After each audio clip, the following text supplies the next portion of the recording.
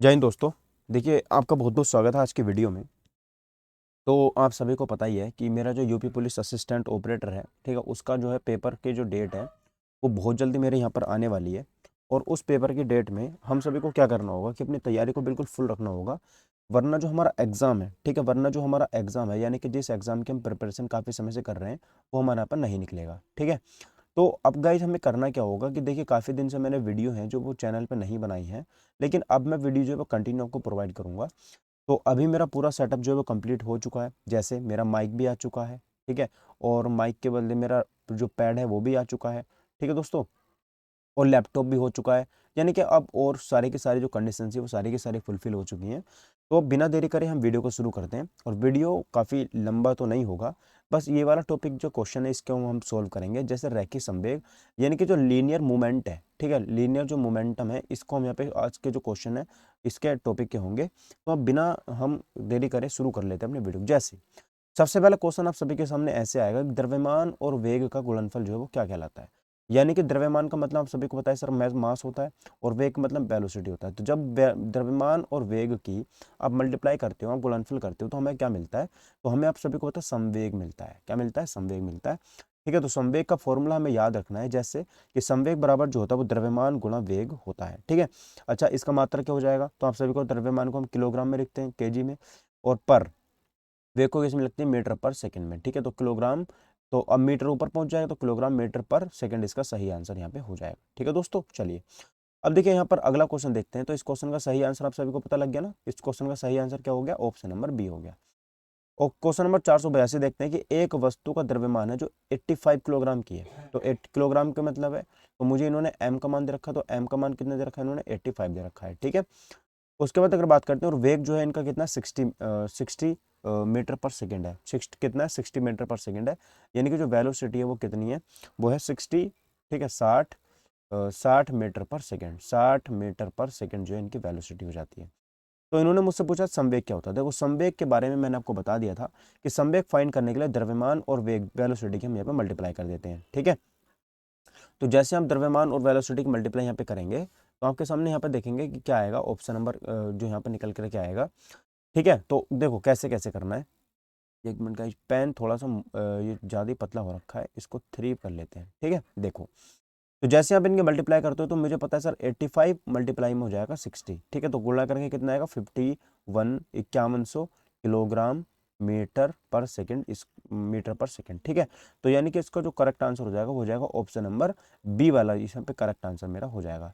तो इन्होंने केवल चेंज क्या कर रखा था? देखो, यहाँ पर 51,000 था, यहाँ पर 510 था, और यहाँ पर 5700 था। तो ये सारे के सारे ऑप्शन यहाँ पे गलत हो जाते हैं। बस ऑप्शन नंबर बी जो है यहाँ पे सही हो जाता है। ठीक है, चलिए बढ़ते हैं सर अगले वाले क्वेश्चन की तरफ। अगला वाला देखते हैं सर, यहाँ पे जो क्वेश्चन है वो क्या होगा। ठीक है, देखिए क्वेश्चन नंबर अब बात करते हैं 483, यानी कि 343 में जो क्वेश्चन है वो मेरा क्या होगा उसको हम यहाँ पे देख लेते हैं। ठीक है, चलिए तब देखिए, तो क्वेश्चन क्या कह रहा है सर? यहाँ पे क्वेश्चन कह रहा है कि सर जो द्रव्यमान है, द्रव्यमान की कोई वस्तु जिसका वेग है दो दो ठीक है, वेग जो है वो टू वेलोसिटी उसका वेग है। तो मुझे बताना है सर इसका संवेग जो है वो क्या हो जाएगा। तो संवेग बराबर मुझे पता है, यानी कि जो P होता है, तो P बराबर मुझे पता है सर, P बराबर होता है मेरा द्रव्यमान गुणा, ठीक है, द्रव्यमान, यानी कि जो द्रव्यमान होता है वो गुणा में क्या लिख देंगे? द्रव्यमान गुणा क्या होता है? इसको m बनाओ। ठीक है, तो संवेग बराबर क्या होता है? द्रव्यमान गुणा वेलोसिटी। ठीक है, v बना देंगे। तो मेरे पास द्रव्यमान इन्होंने कितना दे रखा था? द्रव्यमान मेरा m/2 है, तो इसको m/2 कर देंगे गुणा वेलोसिटी कितनी है? तो वेलोसिटी इन्होंने दे रखी है सर 2।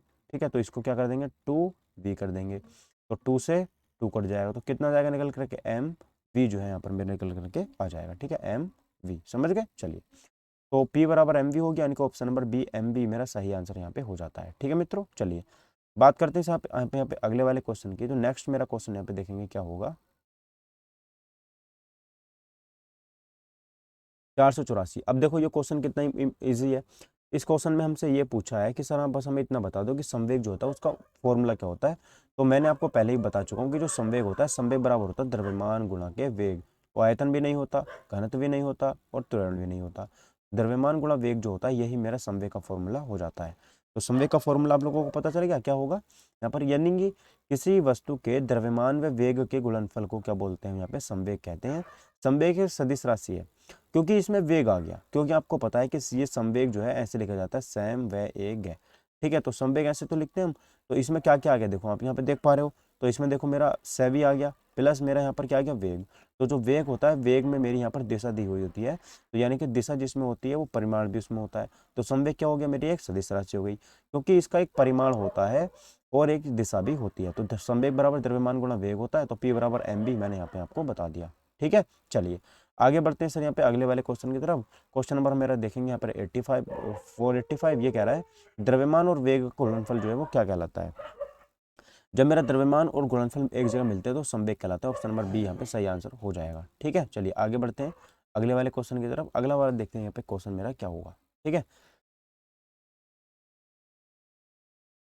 देखिए 486वां क्वेश्चन देख लेते हैं, ठीक है।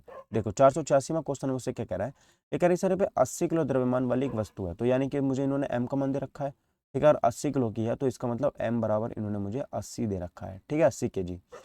उसके बाद 60 मीटर पर सेकंड के वेग के साथ, तो v का मान मुझे कितना दे रखा है, इन्होंने 60 दे रखा है, ठीक है।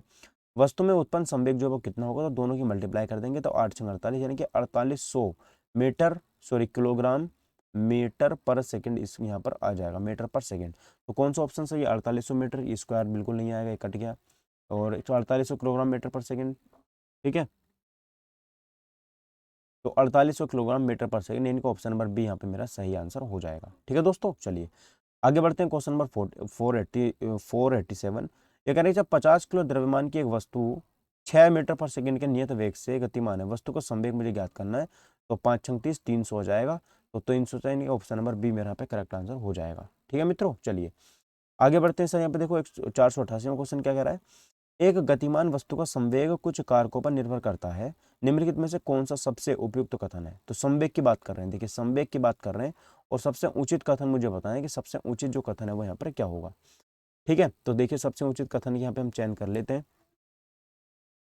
तो गाइज यहाँ पर आप लोग देखेंगे कि जो उचित कथन है वो यहाँ पर हम देखेंगे क्या हो जाएगा, ठीक है। देखिए तो अब देखो यहाँ पर मैं बात करता हूँ सर, ये क्या कह रहा है, ये कह रहा है सर यहाँ पे मेरे से कि पहला ऑप्शन है कि गतिमान वस्तु का संवेग उसके द्रव्यमान पर निर्भर करता है, ठीक है।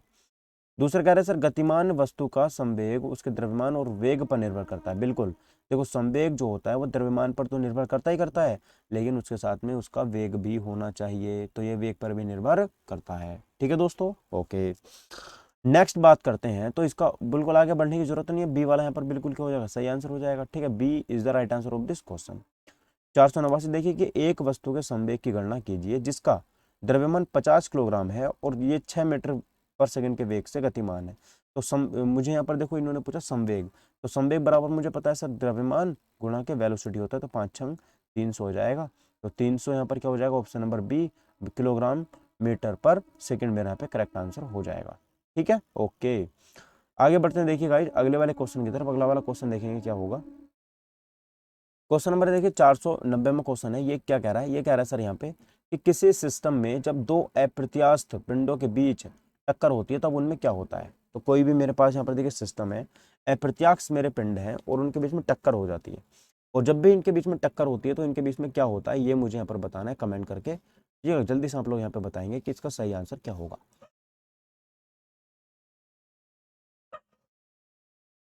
देखिए तो मैं यहाँ पे बात करूँ, देखिए सिस्टम की यहाँ पे बात हो रही है, क्वेश्चन नंबर 490 है।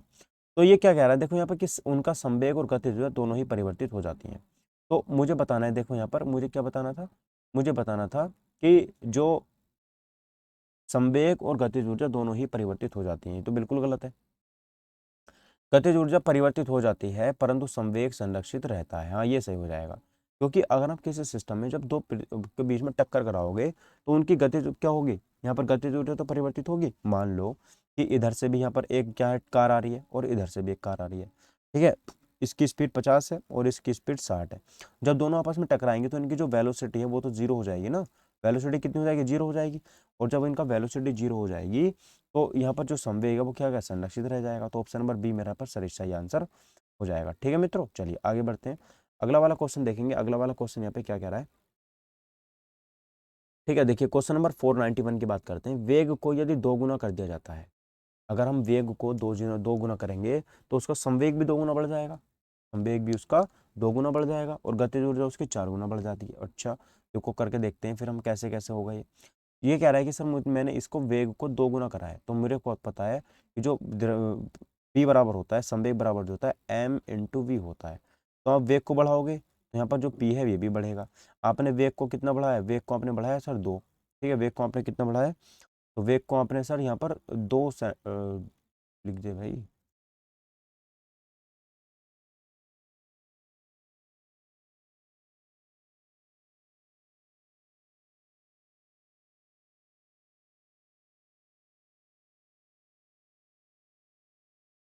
क्या हो रहा है इसे,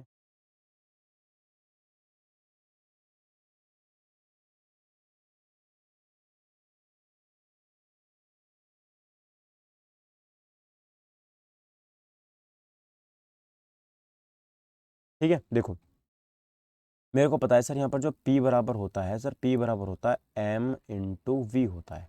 तो जैसे जैसे आप v को बढ़ाओगे वैसे वैसे यहाँ पे p को बढ़ाओगे। तो जब यहाँ पर ये कह रहा है सर वेलोसिटी को इन्होंने 2 गुना कर दिया, वेलोसिटी को कितना कर दिया 2 गुना, तो सर p भी तो 2 गुना बढ़ जाएगा, ठीक है, p भी क्या बढ़ जाएगा 2 गुना बढ़ जाएगा। समझ रहे हो नहीं बात, ठीक है। तो इसका सही आंसर कौन सा हो जाएगा, तो यहाँ पर मुझे पता है सर संवेग यहाँ पर 2 गुना बढ़ जाएगा और जैसे संवेग बढ़ेगा वैसे यहाँ पर जो गतिज ऊर्जा है वो 4 गुना यहाँ पर बढ़ जाएगी, ठीक है। चलिए तो आगे बढ़ते हैं, देखिए यहाँ पर अगला क्वेश्चन देखते हैं 492 में। ये क्वेश्चन कह रहा है कि निम्न में से किस समीकरण द्वारा संवेग की गणना की जाती है। तो संवेग की गणना वेग गुणा द्रव्यमान से की जाती है, सॉरी द्रव्यमान गुणा वेग से की जाती है। तो ऑप्शन नंबर बी यहाँ पे सही आंसर मेरा हो जाएगा, ठीक है प्यारे मित्रों। आगे बढ़ते हैं, अगला क्वेश्चन देखेंगे यहाँ पे कि अगला वाला क्वेश्चन जो 493 में क्वेश्चन है वो क्या होगा। ये कह रहा है सर 20 मीटर पर सेकंड के वेग से गति कर रहे 50 किलो द्रव्यमान वाले एक पिंड का संवेग जो है वो क्या होगा, ठीक है। ये कह रहे हैं यहाँ पे 20 मीटर पर सेकंड का वेग, तो वेग दे रखा है, इसका मतलब इन्होंने मुझे जो v का मान है, जो v का मान है, v का मान कितना दे रखा है 20 यहाँ पर दे रखा है। उसके बाद 50 किलो दे रखा है, तो इसका मतलब m का मान इन्होंने मुझे 50 दे रखा है। उसके बाद एक पिंड का संवेग, तो संवेग मतलब इन्होंने मुझसे p पूछा है। तो p बराबर आप सभी जानते हो m इंटू वी होता है। m का मान मुझे पता ही है सर यहाँ पे 50 है, v का मान भी मुझे पता है सर यहाँ पे 20 है। तो 5 दूनी 10 यानी कि यहाँ पर 1000 जो है वो आ जाएगा। अब 1000 क्या आएगा, तो किलोग्राम मीटर पर सेकंड आएगा, ठीक है। तो यही तो आएगा, तो कौन सा हो जाएगा, option number D is the right answer of this question, ठीक है। चलिए शुरू करते हैं अपनी वीडियो को, अगला क्वेश्चन देखते हैं गाइज। अगला यहाँ पे क्वेश्चन जो है वो क्या हो जाता है, ठीक है। चलिए चलिए अब आप बताएंगे सर 495 सवाल है, इसका सही आंसर यहाँ पे क्या होगा। 495 ये कह रहा है कि सर यदि किसी गतिमान पिंड की चाल दोगुनी कर दी जाती है तो इसकी क्या होगा।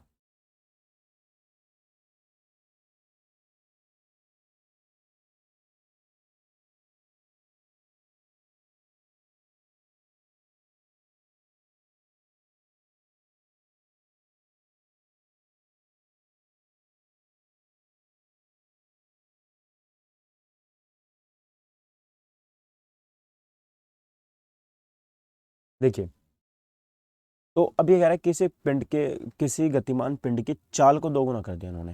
तो चाल को जब आप दोगुना करोगे तो गतिज ऊर्जा भी गतिज ऊर्जा क्या हो जाएगी, बढ़ जाएगी, उसकी गतिज ऊर्जा क्या हो जाएगी, बढ़ जाएगी, ठीक है। तो 495 का डी वाला आंसर यहाँ पे होना चाहिए।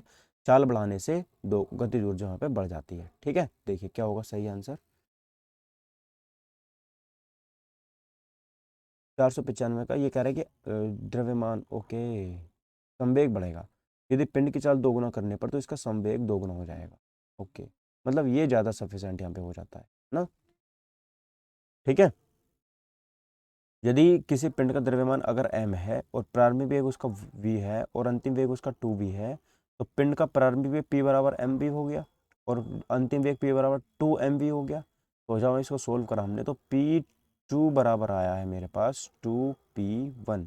तो इसका मतलब है कि जब आप चाल को दोगुना करोगे तो इसका संवेग क्या हो जाता है, दोगुना हो जाता है, क्या हो जाता है, 2 गुना यहाँ पर ये हो जाता है, ठीक है। ओके बढ़ते हैं आगे, देखिए अगला क्वेश्चन देखते हैं क्या है। अगला क्वेश्चन देखते हैं यहाँ पे, देखिए अगला क्वेश्चन यहाँ पे क्या हो जाता है। क्वेश्चन है सर यहाँ पे कि एक टकराव में हमेशा किसकी बचत की जाती है। एक टकराव जो होता है उसमें हमेशा किसकी बचत यहाँ पे की जाती है। तो आप सभी को पता है सर यहाँ पे जो इसका सही आंसर होगा, ठीक है, वो होगा ऑप्शन नंबर यहाँ पर सी वाला संवेग की बचत इसमें की जाती है। संवेग संरक्षण के सिद्धांत के अनुसार यदि कणों के किसी समूह या निकाय पर कोई बाह्य बल नहीं लग रहा, मतलब कोई बाहर का बल उस पर लग ही नहीं रहा है, तो इस निकाय का कुल संवेग नियत रहता है, अर्थात टक्कर के पहले और टक्कर के बाद का संवेग बराबर होता है। ठीक है। उसके बाद 97 की बात करते हैं। 97 में क्वेश्चन देखेंगे कि रैखिक संवेग जो है वो क्या होता है। तो संवेग चाहे कोई भी हो, द्रव्यमान गुणा वेग के ऊपर ही निर्भर होता है।